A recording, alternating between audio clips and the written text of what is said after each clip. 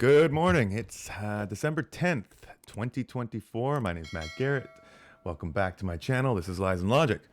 We are back to talk about, well, Dumb and Dumber.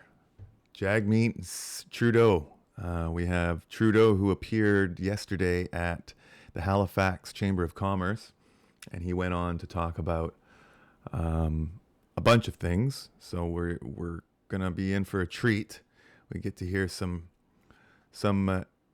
really ignorant, stupid, treacherous commentary from Trudeau. So first off, we'll start with this video from True North. Let's not be that kind of country in Canada, Trudeau says. Pretty infuriating comments, if you ask me, from such a traitor that I had my blood boiling last night when I was clipping things and watching these videos. And I assume and expect your blood to boil too. So let's have a watch of this first video and we'll talk about that and get to some more videos. Thank you for your thoughtfulness. I hope some of the things I said actually, pierce through the haze of challenging situations everyone's in. Canadians are fundamentally thoughtful about the kind of future we want, the kind of solutions we're going to put forward to improve our communities, to improve our neighborhoods, to build a better set of opportunities for our kids.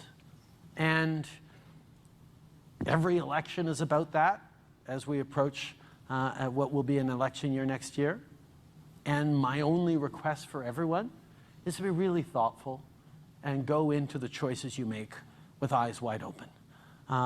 I think there's a number of folks in different countries, and I won't point out any particular one, where folks are going to be wondering about the choice they may be made in.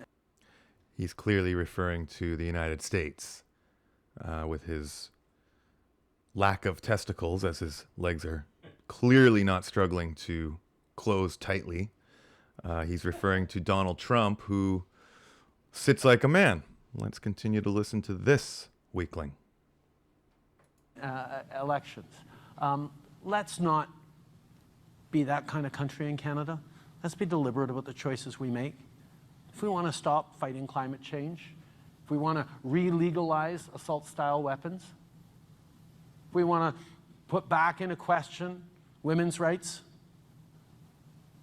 if we want to scrap $10 a day childcare across the country and stop delivering free dental care to vulnerable seniors, then in a democracy, that's a choice people can make. Get rid of the CBC too. That's a choice people can make. But let's take on the responsibility as electors, as thoughtful agents of change in our communities, to be smart about, no matter how much we want change, let's not fall into an easy trap of voting for change for the worse. Canadians deserve better, and I know they're going to pick it. Merci tout le monde. Oh man, does that not just make your blood boil? Listening to him patronize us? Like, how patronizing? Like, we're in this crisis simply because of him. We have discussed this before. He set us up with the mortgage, the 5-year mortgages. In Canada, it's very easy to predict how the housing market is going to go because we're forced into 5-year mortgages. Lots of people don't understand that the rest of the world has 25 to 30-year mortgages. The UK, the United States, Australia, everywhere has long-term mortgages. Why was it so important to ensure that they could set Canada up? Why? Because we are the neighbor to the most powerful country in the world that all these nations are trying to destroy. They're trying to take the U.S. off the power map because, like I've said in the past, the United States is the queen on the chessboard. It's the most powerful piece, and when it is still on the board, there is no ensuring a win. Take them off the board, and you can pretty much guarantee you are going to win the game. Trudeau knew this when they influxed all that money from the pandemic into our economy, which, of course, divided and weakened our dollar, forced the interest rates to start climbing with the Bank of Canada. That was a no-brainer. That was inevitable. And with all the Chinese investing their money into our housing market, it was very easy to predict that we were going to come into a very troubling time years down the road. And here we are. Here we are. I said it years ago when it was happening, and here we are. And he knew it. They all knew it. And listening to him patronize us like that is absolutely infuriating. He's a criminal. He's a criminal, and we need him to be thrown in jail when we have the opportunity. That man needs to be thrown in jail. And they're fighting with this Bill C-63, I believe, to deem potentially what I'm saying right now as hate. I'm putting myself at risk saying these things, and anybody online in Canada is potentially putting themselves at risk for saying anything negative about the Liberal Party or negative about Trudeau, because if that Bill 63 goes through, it's so vague that down the road they could start digging up old comments from people like me that they just want to shut down. And who knows, maybe I'll end up in jail. You never know. You never know. We have to push back against these things. And Trudeau talking like this is absolutely infuriating. He goes on again to say more about climate change and such things that to talk about climate change and fly around in your private jet and what he's about to say, it just let's have a listen to this next video here. More of him at the Chamber of Commerce in Halifax. But if you're a middle-class family, and if you're living in rural areas, we give a 20% top-up because we know you have to drive further to go to school, to drop to school or work. We're giving you that money back. And if you make a decision that reduces the amount of fuel you have to buy, you get a heat pump, for example, where there's a great program to get heat pumps that we're doing across Atlantic Canada, you actually keep more of that $800 that we're sending you because the carbon price will only cost you $700 or $600 or $500 a year. So it's a way of fighting climate change that puts money back in the pockets of people who are on the front lines doing that fighting, ordinary families. That's the policy. Not you, Justin. Yeah, it just took me Not 4 you. minutes to explain it to all of you. And in politics these days, we don't have 4 minutes nearly often enough. We're not having real conversations around politics now. We're having, 7-second TikTok videos. We're having a bumper sticker or a flag that's waving when I'm around. I wonder why that is. That's wonder why that political is. discourse and debate. Of course, it's easy to say, tax is bad. Sorry, I don't know why I sounded like Frankenstein when I was doing that, but okay. Fire. God, is he just cringy? Even when he tries to tell a joke, he just is so cringy. Bad. But having conversations about how we actually solve the challenges we're facing in this world in thoughtful ways, how we reduce our emissions and support hardworking families, that's a more complex answer than my opponents actually want you to have, want you to actually reflect on. And I remain confident that if Canadians really understand that there is a clear choice to be made about the kind of country we want to live in, do we bring everything we're doing to fight climate change to a screeching halt, because that's what's on offer from the Conservatives? No plan to fight climate change. I wonder how many people will actually choose that. Because right now, however unpopular it may seem, our price on pollution is part of the most successful plan to fight climate change that is bending the curve on our emissions faster than any of our peer countries. So here's the thing. We are a drop in the bucket. We are a drop in the bucket when it comes to carbon emissions. Potentially the lowest of all first world or G7 countries, potentially the lowest of any first world, as I said earlier. This is ridiculous to hear somebody who flies around in his jet, goes on luxury vacations basically multiple times a year. This is criminal. It's criminal, and it's when you look at who he's speaking to, middle-class families. Why is it the middle class's responsibility to fix this problem when they can't afford it? They can't afford to fix the problem. Why aren't you fixing the problem by, hey, maybe taking a train? Maybe taking a train. Oh, I need to be places. I'm Mr. Important. I'm so important. I need to fly everywhere in my luxury jets. Why don't you fly economy? Get you and your team on economy jets and fly economy. Oh, no, because you're so important. I'm Justin Trudeau. I'm so important. I need to fly first class for private jets with my family. This is absolutely ridiculous. We need to cut these climate change protecting taxes. At the very least, use your head, Justin, and think maybe just for a couple of years, since we are such a low impact country when it comes to CO2 emissions, perhaps just cut us a break for a couple of years for our economy to recover. 5 years ago, you wouldn't have had people complaining nearly as much as they're complaining right now. But we are struggling. People can't afford Christmas presents, and now you're going to save us 5%? You're going to save us 5%? He just posted this morning. In just a few days, essential items will be tax-free in Canada. Take out dinner, your morning coffee, diapers, and winter snow pants for your kids. All tax-free for the next 2 months. That's going to make life cost a little less. That's Justin Trudeau. He just doesn't give a rat's ass about anybody else because he knows that if they push the burden onto the middle class and onto the lower class, he gets to say, oh, we're fighting climate change. And who's capable of handling this? The first class, the elite class can easily pay these fees. And even they don't want this. Maybe a few of his brainwashed shills, like people like Mark Cuban type thinkers, who really don't think about anything else but themselves. That's all they're thinking about, themselves and their families. And you're an elected official. You're a servant of the people who's supposed to be thinking about everybody, not just your own family, not just your own circle. And Trudeau is clearly thinking of everybody but us. That's the reality.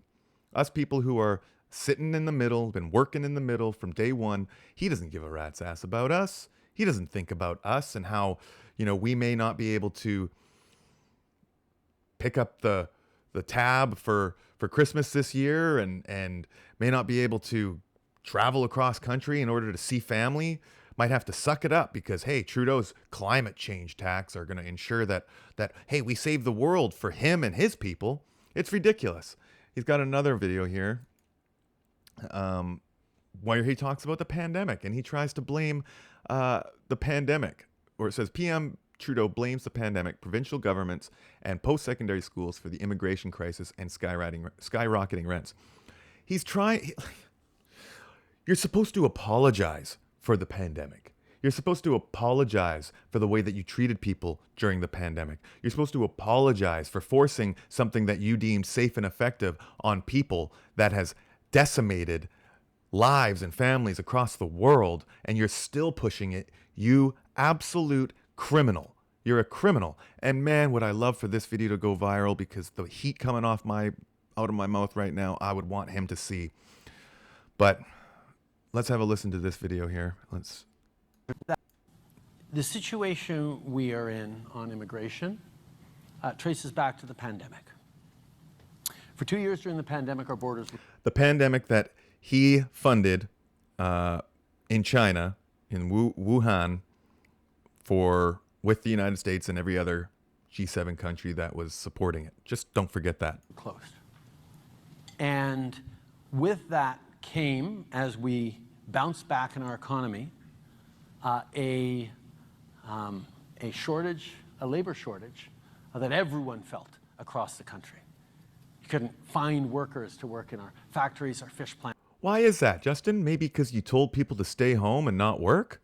Maybe because everybody was broke and banned from working? They couldn't work because they weren't putting something safe and effective inside of them that you forced them to put? So, yeah, we had a labor shortage. Whose fault was that? Plants are restaurants. So, business community, provinces, everyone said to the federal government, we need many more temporary foreign workers to get our economy back rolling. It's been precarious through the pandemic. We need this. And we did that. Could have removed the vaccine mandates. Everything would have gone right back to normal. Simple as that. We boosted the number of temporary foreign workers massively. And international students increased massively as well across the country. The problem was, once that got going, it was great, but it started to create other pressures. Rents here in Halifax started to shoot up because those international students didn't have enough residences provided for them by the universities. And the problem was a challenge here. Could it also be because of the rising interest rates that you forced on us through this influx of money into our economy? Could that potentially have caused the hardship with paying for rent and finding housing and all of that? I mean, we've got a lot of people who are losing their homes as well due to the interest rate rises. They're going bankrupt. A lot of people lost everything. You don't want to talk about those people, right?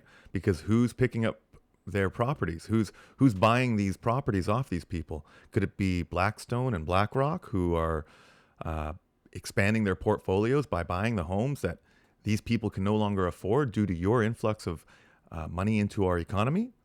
Come on, Justin, use your head. Here, it was much more of a problem in Ontario, where there was a systemic exploitation of international students in the university equivalent of puppy mills, where kids were, committing suicide. People would sell their farm back home to send their kid to Canada to get a good education, and they'd come here, and it would be complete frauds. And the provinces weren't doing their work on making sure that these kids were going to properly accredited institutions, and nobody was making sure that there was proper lodging for these kids. And they ended up just scattering through communities, driving up the rent for everyone. So we had to say, okay, we're going to put a pause on immigration over the next couple of years to allow our economy, our home building programs that are going, to catch up so that we can get back on the track we were on before the pandemic, which we get back on with 2027. This pause gets us back to the linear, steady increases that we projected before the pandemic. But it allows our economy to catch up. It allows universities to build residences for their international students. And it allows our economies and the services and the opportunities to be there to bring in international students, to bring in high-skilled and in some cases low-skilled international workers to do the jobs that Canadians can't or won't do, but to do it in a way that is sustainable, in a way that will make sure that one of Canada's greatest advantages in the world is protected, and that is the fact that Canadians remain, even as the world is turning away, Canadians remain positive around immigration, because we know it creates growth, it creates opportunity, it's created this country in so many different ways, but it has to be done right and responsibly, and that's exactly what we're doing. And see, he says that now, after he's destroyed us already, and he could easily say the same thing about the carbon tax, There's a time and a place to start protecting the environment, and that time and place is probably not when everybody's suffering during that process. There's a balance to how we can accomplish this. There's ease up on us. Is it that simple? Is it that hard? Is it that hard to contemplate and comprehend the idea that perhaps we need you to ease up? You say that you're going to give us 5% for this next 2 months. I mean, that's just insane to try and suggest that that's enough. That's enough to get us through the hard times. The guy is a turncoat. We have Jagmeet. He's addressing the media in respect to the non-confidence vote that they did not vote again. And it's hilarious because here he is talking about running for prime minister, but yet not willing to call an election. He's willing to criticize the Conservatives and Liberals, but he's not willing to call an election. I wonder why. Could it be because he loves gold and he wants his pension? So nearly every other party in the chamber right now voted against giving the working class a permanent tax cut. It's ludicrous. That's why I'm running for prime minister, because it's clear the Conservatives are bootlickers for billionaires. If there's a tax cut that doesn't help billionaires, they're not in it. And the Liberals continue to let people down. Conservatives made a point of saying that you weren't in the chamber.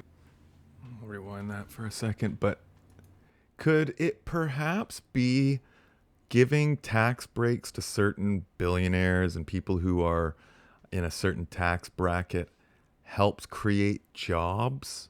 Because if those people can afford to pay more employees, we can create more jobs.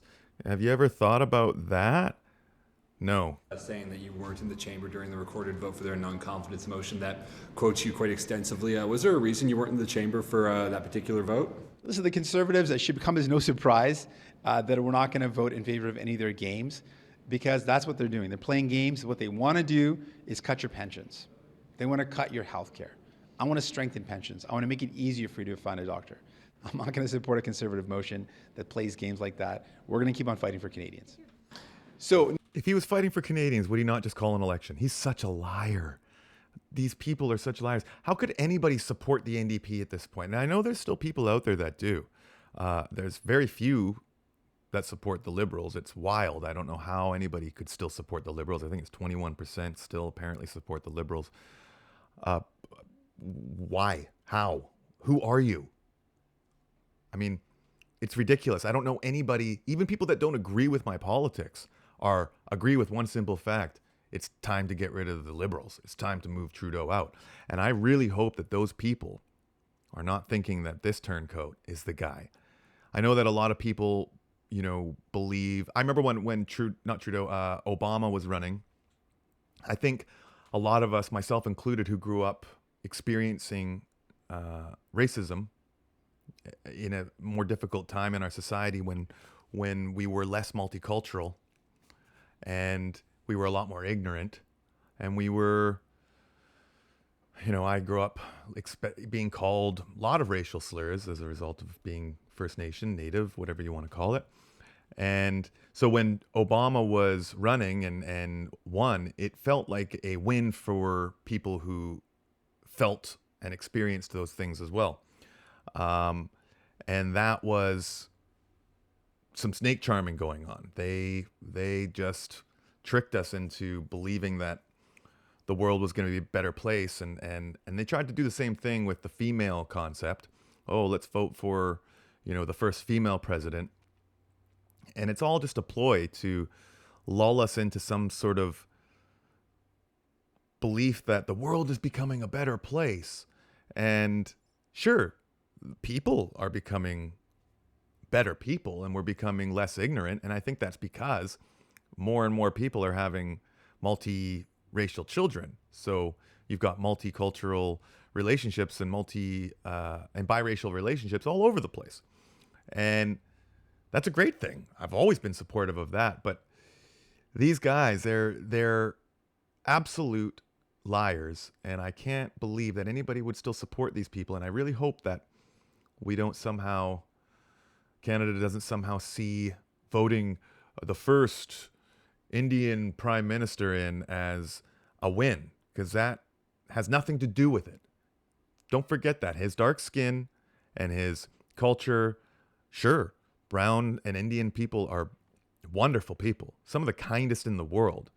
But this guy is a fucking criminal, and he will do nothing but bankrupt us further to continue us down the WEF roller coaster.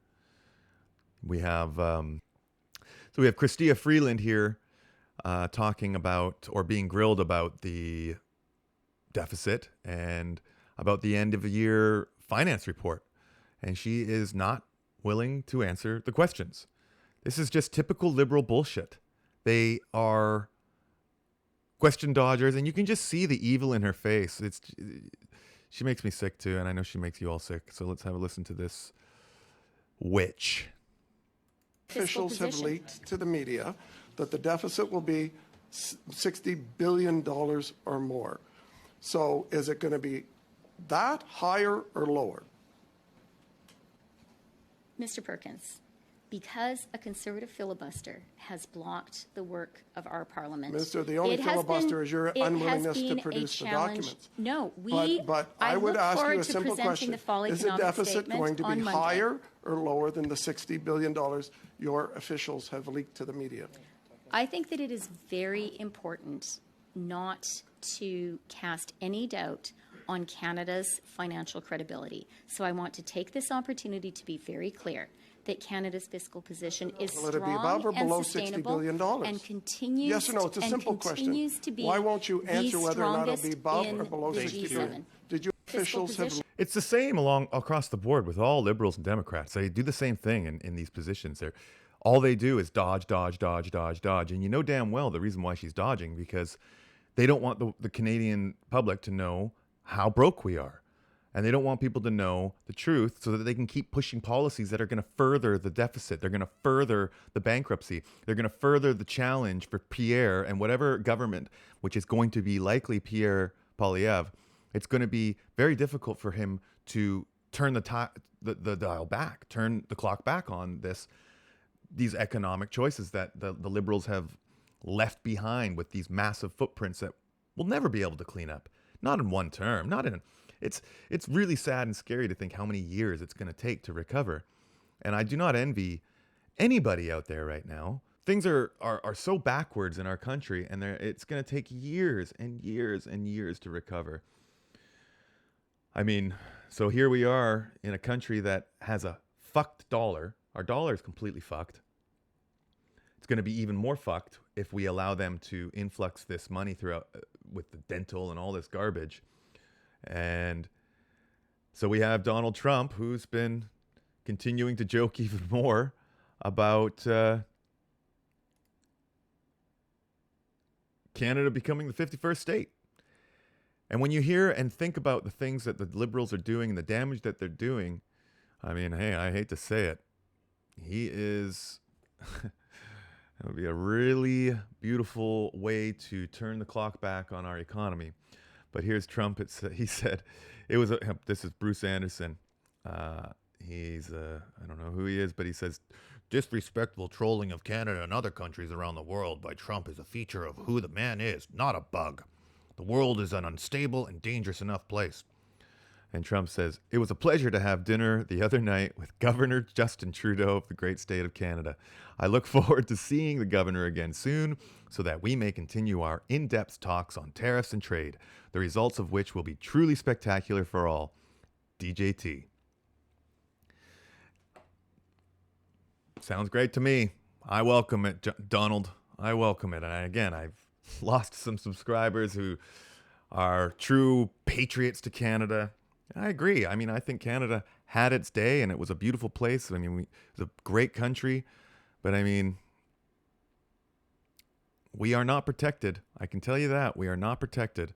The Bill of Rights and our, whatever you want to call our Constitution does not protect us the way that it protects the United States. And if Pierre gets in, hopefully there's a way that we can create some type of protection for us. But again, I still believe Pierre is probably just a politician, probably as corrupt as, or not as corrupt, but potentially has I believe Pierre potentially could be a problem for us in the future. But when we get him in, he has no choice but to do the bidding of the people because it's way too obvious. It's way too obvious. And I mean, if Trump is down there talking about these kinds of things, if Pierre gets in and continues to do the same work Justin is doing, then who knows? Maybe the United States would liberate us. Who knows? But hate to say it, I'm all for it. And I'm sorry if that angers you. Again, I've said this yesterday. I am dual citizen. So for me, I think the United States is the greatest country in the world. Next would be us. I think Canada was the second greatest country in the world. But we have fallen very far. We have fallen very far, and it's not going to be an easy road back.